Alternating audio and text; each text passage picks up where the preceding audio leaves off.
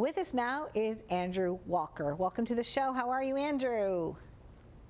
Very well, thank you. How about yourself? Fantastic. Where are you calling in from today? I'm calling you from my juice company office right now.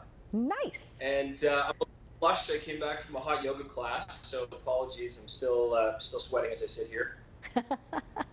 That's okay. You could replenish yourself. Exactly. Rehydrate, rehydrate, rehydrate. So you grew up in Canada. Go. You grew up in Canada and took a road trip to the United States and decided you liked it. I really decided I liked it. That was 20 years ago, and I stayed here for 2.5 years, and I was fortunate enough to get some work, which got me my visa. And then when I finished that job, or I had a couple jobs back to back, fortunately, I decided to pick up and go back to Montreal to connect with my family and friends again.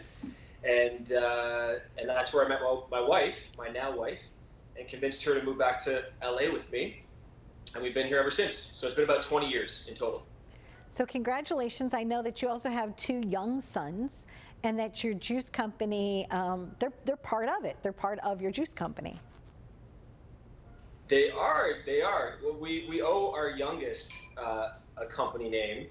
The company now is called Little West, which is, it's loosely based around our oldest son. I mean, his name is West, but we really have a love for the West Coast. We buy all of our produce from the West Coast, and so that our company was built by West Coast farms. So it's all kind of the totality of the reason of the name is basically multiple reasons, but one also being our son. And when, like 7 or 8 years from now, when Wolf and West are watching this segment, they'll remember this moment that we got a chance to talk about them too.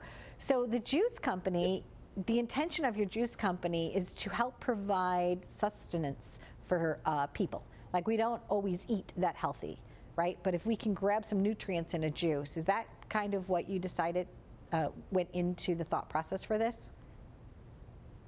Completely. Look, our motto, my wife and I, we always say everything in moderation, even moderation. And so we feel like if you can, include our juice in some capacity in your diet and get some more nutrients in your day and be drinking them, whether it be adding it to a cocktail or also just drinking the green juice. We have everything under the sun, basically. We have juices that have no sweetness in it, no fruit. And we also have juices that go up to, like this one here that I'm drinking is a apple lemon ginger. It's got about 2.5 apples in here and tons of ginger, so you get that real ginger kick. But it's basically you incorporate our juice into a little bit of our juice into your diet every day, and we feel like one juice a day will make a difference. I love that. I'm expecting like a whole case, 2 weeks from now to just be showing right up, on Donna, my doorstep. You're gonna get a pallet. You'll get a pallet of juice. I would love that, a pallet. Hey, you know what's so funny? So one time, and it was even during the pandemic, but a friend of mine owns a company called One Source. Scott is his name. And so I said to Scott, Scott, do you have toilet paper? Do you have paper towels? Do you have this? Do you have trash bags? Blah, blah, blah, blah, blah. I'm not kidding you. Scott brought me a pallet. And I was like, so I ended up having a drive-through with my house. It would be 2 bottles of wine and then 2 rolls of toilet paper on the 2 bottlenecks of the wine, and people would drive through. And I don't know. We all chip in. You we got all good try friends, to. Donna. I do have good friends. So I'm excited to have you on because I told you that in particular, there's so many fans, but there's a couple of fans that are involved in our studio family. My dad, and then Amanda's mom. I wanted to give a shout out to Larry. I'm sorry, Larry, hello. How are you, That's Larry? for you, Dad. And another one is Carmen. Yeah. Carmen, I'd like to say hello to Carmen. Yay, thank you. And it's not because you own a juice company, it's because you happen to be one of the stars on Hallmark. What a fantastic channel. What do you love best about working for them? Oh, that's a loaded question. There are so many different reasons, and the I think the overarching reason, I guess the main reason, is just the content is just so it's such a loving channel. I think that there's if you're gonna attach one word to Hallmark, it's love, it's acceptance, it's escapism. They watch those movies, and whether you're we have a lot of viewers that are nurses, that are teachers, that work very stressful jobs, and they come home and they turn on the Hallmark Channel and they escape, and it just gives them a sense of relief, and I just feel so fortunate to be working for a network like that. I know you shared with me on the phone the other day when we were visiting that sometimes people, they're having cancer treatments, or they're staying at home and they're in remission, and that your work has brought them such joy and inner peace. That must feel so good about when you hear things like that. Who could say that about their job? I mean, I think there's, I just mentioned two people that could: teachers and nurses. Doctors, I mean, they definitely they are crucial to our society. But I feel like, if I can have a little piece in that, in just making people feel a little bit better in their day, then that's the best life that I could ever ask for. It's really a dream job and a dream network to work for. There is a winning formula, if you will, but each script is different. You've played a retired baseball player that went back to his hometown. You've played a carpenter where you built. Larry's favorite movies. What? I hear that's one of Larry's favorite movies. That is, yeah, my dad. So Andrew, my dad actually called me and he's like, Donna, he goes, I loved him when he played this. He goes, I loved when he played the carpenter and he built a grotto. He goes, he's so, the winery movie that you did. He loved that too. Great. So, but it is so tangible what Hallmark does. Hallmark has always represented family values. I still have greeting cards from my grandparents that they sent back and forth that were Hallmark cards. And I've saved them. Such good quality, such beautiful artistry, the prose, and then to have this beautiful network that they put on. And I know you had mentioned to me you're headed out to do a new Christmas movie for them.